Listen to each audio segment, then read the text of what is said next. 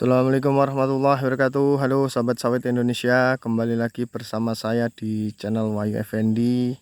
Yang pada hari ini kita berada di kebun ya teman-teman, di hari kelima Lebaran. Minal aidin wal faizin, mohon maaf lahir dan batin ya teman-teman. Ini kita ke kebun melihat situasi kebun.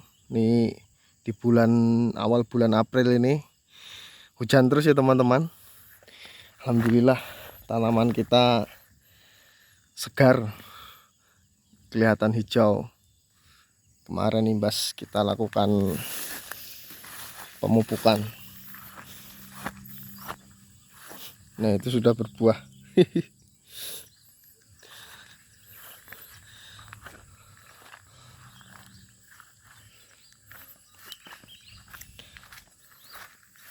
Ini kita ke kebun melihat situasi perkebunan, perkembangan kebun seperti apa. Ini sudah beberapa hari kita tidak melihat ke kebun terkait pertumbuhan kelapa sawit yang ada. Mudah-mudahan kita targetkan ya teman-teman, di tahun depan mudah-mudahan bisa kita lakukan upaya panen perdana di umur yang ke 40 bulan lebih. Nanti insya Allah kita akan lakukan panen perdana, dan apabila sebelum di umur 40 bulan nanti, jikalau kita melihat kelapa sawit yang sudah mulai berbuah dan matang, yang perkiraan sudah buah mencapai 5 kilo, nanti juga akan kita segera panen juga ya teman-teman. Nah, ini bisa dilihat, ini tumbuh buah lagi. Nah, ini bisa saja ini sudah 5 kiloan nanti. Ini di umur yang ke 27 bulan ini ya teman-teman. Ya pas sajalah nanti di umur 40 bulanan ke atas itu bisa saja kita laksanakan panen perdana. Mudah-mudahan karena ya panen perdana itu juga nanti kita akan gunakan juga untuk merawat kebun kembali ya teman-teman, karena agar bisa budget terkurangi untuk pembelian pupuk nanti. Karena selama 2 tahun lebih kita gunakan uang pribadi, uang yang hasil kerja keras, hasil keringat kita kerja, kita investasikan dulu di kebun untuk perawatan, untuk pembelian pupuk, pembelian obat, penyemprotan dan lain sebagainya, hampir selama 2 tahun lebih ini ya teman-teman. Ya mudah-mudahan nanti jika sudah panen perdana bisa membantulah pengeluaran untuk pembelian pupuk. Ya hitung-hitung bisa mengurangi mengurangi, artinya ini perlu sekali kita lakukan terus perawatan, terutamanya pemupukan ya teman-teman. Ini sangat penting karena agar pertumbuhan kelapa sawit yang ada di kebun ini bisa terus kita jaga pertumbuhannya, perkembangannya, mudah-mudahan bisa baik.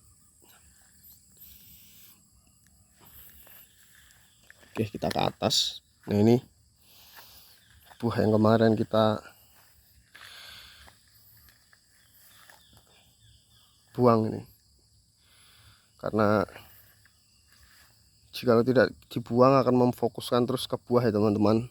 Batang kelapa sawit tidak bisa besar karena termakan untuk atau terbagi untuk pembuahan. Ini sebenarnya bisa saja jikalau dimatangkan bisa saja dijual, tapi kita buang saja karena jikalau dimatangkan juga akan butuh waktu lagi ya teman-teman, butuh waktu lagi. Maka dari itu sudah kita buang saja. Nah itu sudah tumbuh kembali buah tuh. Nah itu. Oke, kita lanjut dulu ke atas.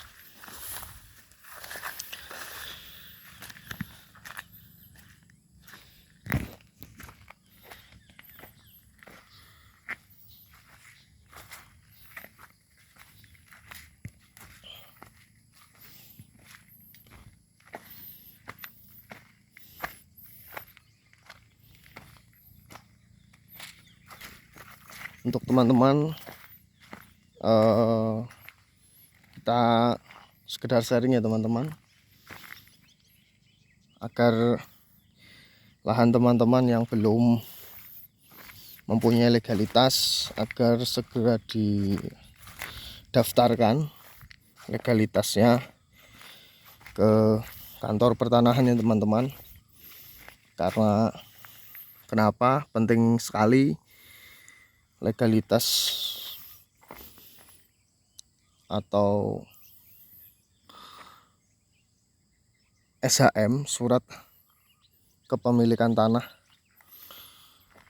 yang ada di perkebunan teman-teman, ada di lahan teman-teman yang belum bersertifikat,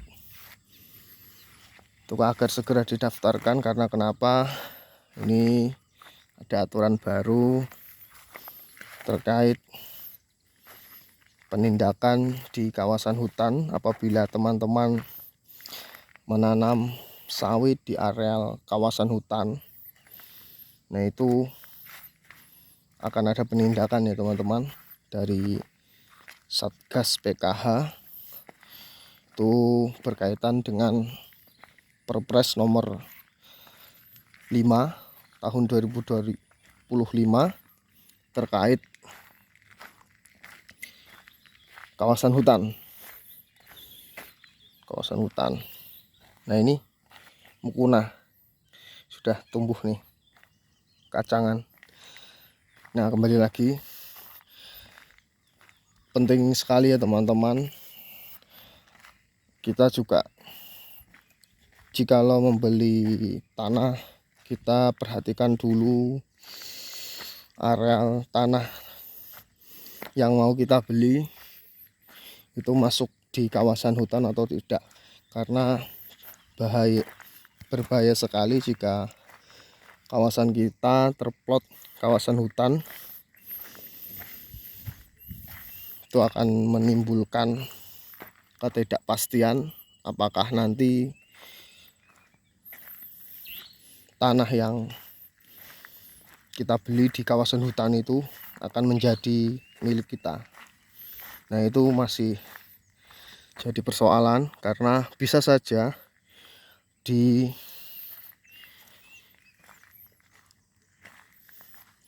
bagi petani bisa saja disampaikan ke dinas terkait jikalau tanaman kita, yang lahan yang kita tanam di areal